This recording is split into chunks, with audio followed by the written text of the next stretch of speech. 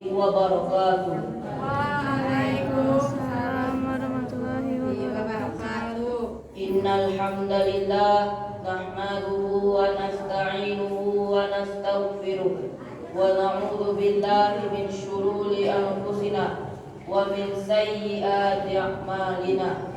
May yahdihillahu fala mudhillalah wa may yudlilhu fala hadiyalah. Ashhadu an la ilaha illallah wahdahu la syarikalah wa ashhadu anna Muhammadan abduhu wa rasuluh alladzi la nabiyya ba'da amma ba'd.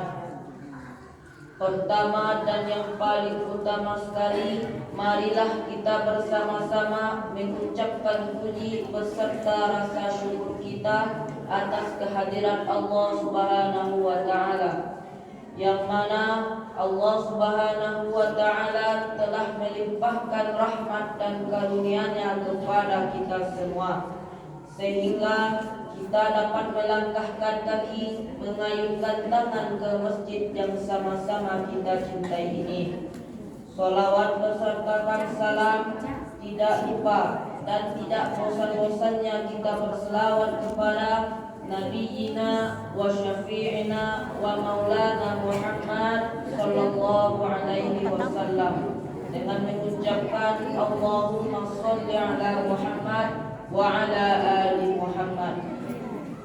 Nabi Muhammad sallallahu alaihi wasallam telah meninggalkan dua perkara kepada kita semua. Jika kita berpegang teguh kepada keduanya, niscaya kita tidak akan lagi sesat menyesatkan untuk selama-lamanya, yakninya kitab Al-Quran dan Sunnah Rasul. Taraktu fikum amraynikum lan tadillu abada ma in tamassaktum bihima kitaballahi wa sunnata wa rasul. Telah aku tinggalkan dua perkara, jika kamu berpegang teguh kepada keduanya, niscaya kamu tidak akan lagi sesat menyesatkan untuk selama-lamanya, yakninya kitab Al-Quran dan Sunnah Rasul. Yang saya hormati bapak-bapak, ibu-ibu, angku-angku, ustaz-ustaz, pengurus masjid beserta jajarannya. Yang saya sayangi, adik-adik dan kawan-kawan yang saya banggakan. Baiklah, sebelum saya menyampaikan kultum singkat saya, alangkah baiknya saya memperkenalkan diri saya terlebih dahulu. Nama saya Ahmad Al-Faridi, biasa dipanggil Redi.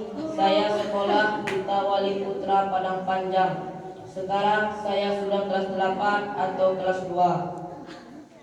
Baiklah, pada kesempatan malam yang berbahagia ini, izinkanlah saya untuk menyampaikan kultum saya yang berjudul Jarak antara azan dengan iqamah menurut Nabi Muhammad sallallahu alaihi wasallam.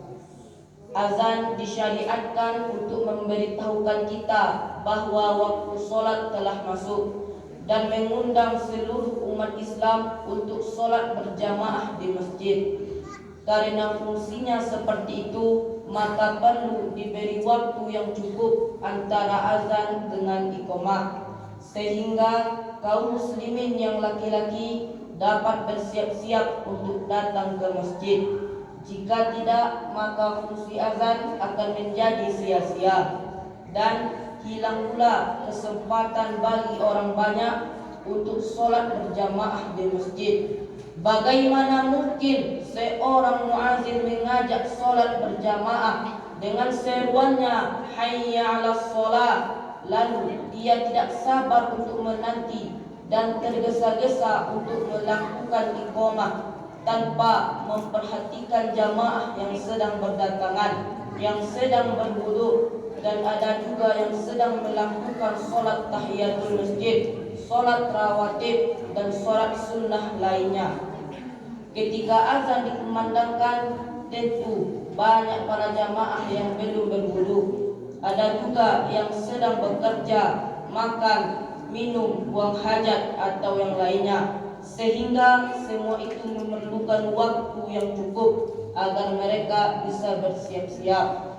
Inilah yang diperintahkan oleh Nabi Muhammad sallallahu alaihi wasallam dengan sabda beliau, aj'alhu baina adzanika wa iqamatika nafasan qadarama yaqdil mu'tasiru bihi hajatahu fi mahdin wa qadarama yafrugul akilu min ta'amihi fi mahdin. Jadikanlah jarak antara azanmu dengan iqamahmu kelonggaran seukuran mustahil, atau orang yang membuang hajatnya menyelesaikan hajatnya dengan tenang, dan seukuran orang yang sedang makan menyelesaikan makannya dengan tenang. Hadis riwayat At-Tirmizi nomor 195 dan lain-lain. Hadis ini dihukumi sebagai hadis hasan oleh Syekh Al-Albani dalam silsilahnya As-Shahihah nomor 887. Hadis ini mengikuti lafaz yang tertulis di dalam silsilah As-Shahihah. Selain bersiap-siap, jamaah juga membutuhkan waktu untuk berjalan dari rumahnya menuju ke masjid, lalu melakukan sholat tahiyatul masjid, sholat rawatib, dan sholat sunnah.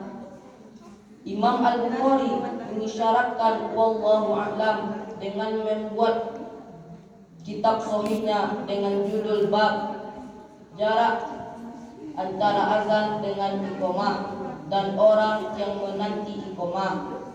Lalu Imam Al-Bukhari meriwayatkan hadis an Abdillah Al-Muhafal Al-Muzani radhiyallahu anhu an Rasulullah sallallahu alaihi wasallam qala baina kullu adzanaini salatun thalathun liman syaa.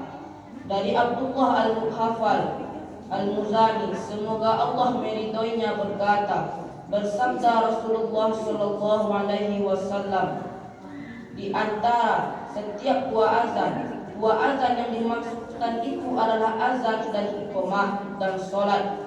Rasulullah sallallahu alaihi wasallam mengucapkan 3 kali bagi orang yang menghendaki. Hadis riwayat Al-Bukhari nomor 624. Dari penjelasan hadis yang kita bacakan tadi, maka jarak antara azan dengan iqamah itu minimal 15 menit atau 20 menit. Sebagaimana disampaikan oleh Syekh Abdul Aziz bin Abdullah bin Baz bin rahimahullah, tidak boleh menyegerakan iqamah sebelum imam memerintahkannya. Jarak antara azan dengan iqamah itu minimal 1/4 jam atau 1/3 jam, yaitu 15 menit atau 20 menit atau yang mendekatinya. Jika imam terlambat dalam waktu yang cukup lama, maka diperbolehkan bagi yang lainnya untuk menjadi imam. Selain itu, waktu di antara azan dengan iqamah itu adalah waktu mustajab untuk berdoa.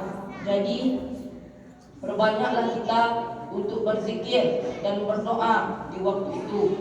Jika kita bersungguh-sungguh berdoa, maka insya Allah akan mengabulkan doa kita. Dalam sebuah hadis, Rasulullah sallallahu alaihi wasallam bersabda, ketika setelah selesai azan dikumandangkan untuk sholat, maka dibukalah pintu-pintu langit dan doa pun dikabulkan. Hadis riwayat Ahmad dan At-Tirmizi. Jadi, perbanyaklah doa kita setelah azan selesai dikumandangkan, dan janganlah kita berbicara atau menertawakan hal-hal yang tidak penting, karena jika kita berbicara di waktu itu, maka kita akan mengganggu orang yang sedang beribadah. Lalu orang yang berbicara itu akan mendapatkan dosa dari Allah Subhanahu wa taala. Mungkin cukup sekian untuk yang dapat saya sampaikan pada malam yang berbahagia ini. Apabila ada kata-kata saya yang salah, mohon dimaafkan. Wabillahi taufiq wal hidayah. Assalamualaikum warahmatullahi wabarakatuh.